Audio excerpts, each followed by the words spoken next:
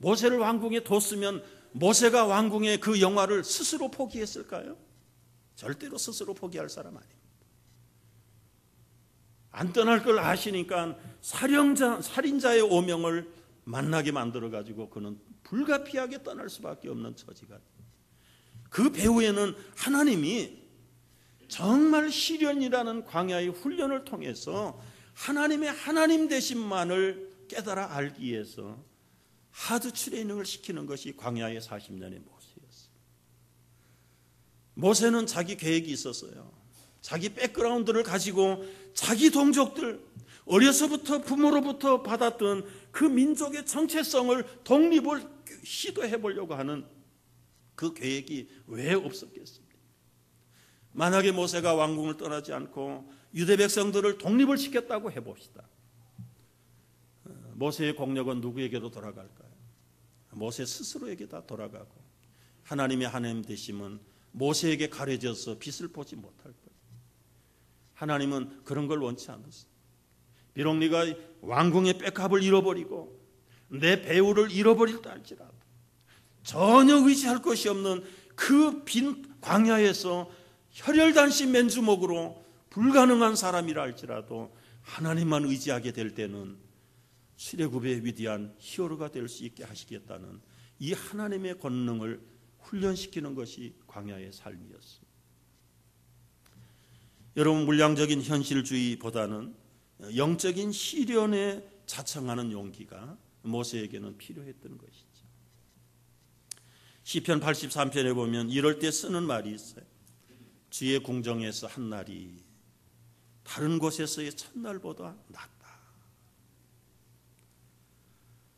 여러분, 우리가 주님 앞에 결단하고 나면 얼마나 마음이 편한지 몰라요.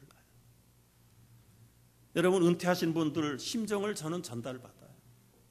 떠나보니까 별거 아닌 거 가지고 거기다가 내 젊음을 바쳤고 인생을 바쳤. 지금은 떠나보니까 오로지 주님만을 독대할 수 있고 주님만을 바라볼 수. 은퇴하기 전에는 주님 바라보기 전에 뭐 잡다한 것에 얽혀가지고 주님과 독대는커녕 주님과 대화도 못하고 믿음의 본질도 잃어버리고. 그런데 은퇴하고 나니까 얼마나 편할까. 뭐 좀 무료해서 그렇긴 하지만 그분들의 솔직한 변을 제가 들어봤습니다. 여러분, 우리가 결단하고 나면 그 다음에 마음이 모아지는 거예요. 결정하기까지가 번민이 많습니다. 청교도들의 모습을 보십시오. 그들은 믿음을 지키기 위해서 고국을 버린 사람들이고 떠난 사람들이에요. 스스로 궁핍한 삶을 자청해서 아무도 가보지 않았던, 정보도 없던, 죽을지 살지도 모르는 이 신대륙을 향해서 그들은 몸을 맡겼던 사람들. 그들의 네덜란드나 스코틀랜드나 영국에 머물러 있었더라면 국교의 핍박을 받아 그거 목숨 하나 부지하느라고. 여러분, 목숨 부지하는 것이 본질입니까? 뭐 그 지경에서는 목숨이라도 살리고 봐야 되니까 그게 최대의 과업인 건 사실이에요.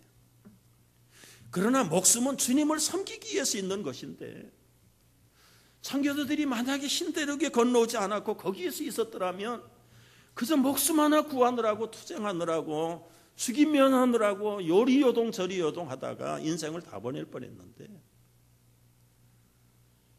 그거 포기하고 죽으면 죽으리라 결단하고 신대륙에 오면서 반수 이상이 굶어 죽고, 물이 없어서 목말라 죽고, 병들어서 배에서 다 반 이상이 죽어요.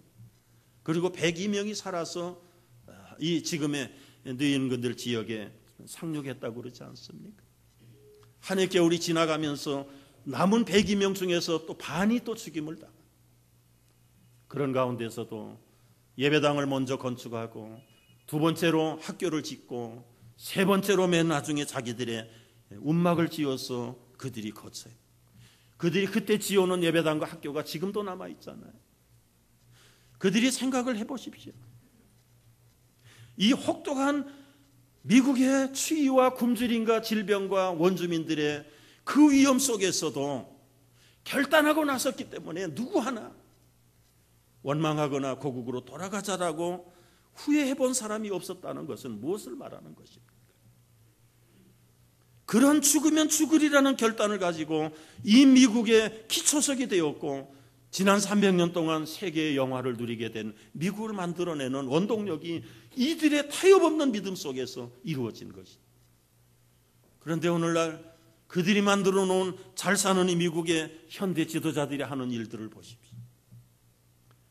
이제는 경제적으로만 잘 살면 된다는 것이 이 미국의 최고의 가치관이 됐어요. 잘 사는 것, 경제, 살리는 것에 모든 게 다 맞춰져 있어요. 거기에는 인격도 없고 영혼도 없고 신앙도 없고 도덕도 없고 윤리도 없고, 이런 거 다 없어도 잘 먹고 잘 살기만 하면 되고 최고 부자의 나라로만 유지하는 것이 지금 미국이 가고 있는 길이죠. 유실론이 유물론이 되어버렸다. 하나님을 최고로 섬기던 나라가 이제는 하나님 설 자리를 없애버리고 물질 최고로. 그래서 여러분 잘 살고 있습니까? 미국이 유물론을 추구한 대로 점점 경제가 나아지고 있느냐, 그 말이지. 돈을 쫓아가도록 세상은 유혹하고 하나님을 버리도록 마귀들은 유혹을 하는 것이죠. 여러분 생각을 해보시죠. 이제 미국 가정의 가치관, 이 시민들의 윤리 도덕의 기준이 뭡니까? 지난 주간에 신문 보셨나요? 이제는 법적인 용어로 남편과 아내를 다 지우게 됐습니다. 남편이 없어요, 아내가 없어요. 배우자 아니면 파트너로 다 바꾼다고 그랬어요. 여러분 스파우스 아니면 전부 파트너로 바꿔가지고 한 가정에 아빠가 둘이면 어떻고 엄마가 둘이면 어떠냐. 그게 지극히 정상적인 가정이다. 지금 이 모습이 미국의 꼴입니다. 이것은 망하기로 작정한 망조이고요. 국가가 서지 못하게 하는 이 마귀의 아주 획책이고 책동인데, 신앙이 없고 인격이 없는 이 어리석은 지도자들이 거기에 현혹을 받아서 지금 미국을 멸망으로 이끌고 가고 있다는 것을 알아야 돼요. 이건 국가뿐만 아니라 우리 가정도 개인도 똑같은 원리. 여러분 물질이 최고가 아니에요. 하나님이 최고입니다. 아멘입니까? 우리 성도들이 믿음으로 살아야 돼요. 믿음으로 산다는 것은 걱정을 해도 믿음의 걱정만 있지 다른 걱정은 있을 수가 없어요. 우리 성도들이 뭘 걱정해야 합니까? 오직 예수를 위해서 걱정해야 되고, 오직 피값으로 사신 교회를 위해서 걱정하고, 어떻게 하든지 구원, 영혼 구원을 위해서 걱정하는 것이 성도들이 해야 될 걱정의 출발이고 끝이에요. 그 외에는 걱정할 게 아무것도 없어요. 믿으시면 아멘 하세요. 여러분 한 주먹도 안 되는 거 움켜잡으려고 인생을 거기다가 바꾸지 마세요. 오히려 이것 주님을 위해서 드리고 바친다면 얼마나 아름다운 향기가. 모세는 타의에 의해서라도 왕궁을 버렸어요. 모세가 왕궁을 버렸다면 미안해요, 우리의 작은 그 집 하나 주님을 위해서 바치지 못할까요? 벌써 싸늘해지는 거 보니까 어려운 것 같아요. 쉬운 거 아니죠? 쉬운 거 아니에요. 그러나 여러분 결단하면 어려운 것도 아닙니다. 해본 사람들은 알아요. 물떠온 하인들은 아는 거예요. 여러분 한 알의 밀알이 심겨질 때 거기에 역사가 일어나는 것을 체험합니다. 믿음으로 산다는 것은 여러분 나를 부인하는 것, 세상을 끊는 거예요. 마귀의 유혹을 단절시키는 것이, 주님만을 바라보는 것. 쫓아가는 자가 작을지라도 타협하지 아니하고 그 좁은 길을 가는 거예요. 진리를 왜곡시키는 것이 아니라 그걸 위해서 목숨을 바치는 거예요. 여러분 오늘날 하나님을 믿고 예수를 믿는다고 하면서도 이 유물론에 사로잡힌 성도들이 얼마나 많은지 몰라요. 하나님의 이름을 빙자해서 부자되고 부귀영화를 누리기를 원한다는 것은 이게 미국이 가고 있는 망조 사상하고 다를 게 뭐가 있는가. 비록 내가 고난을 당하고 주님을 이하여 시련을 받을지라도 내가 버릴 것을 가감하게 버릴 수 있다는 것, 이것이 주님 중심적인 참 믿음의 믿음이라고 믿으시면 아멘 하시기 바랍니다.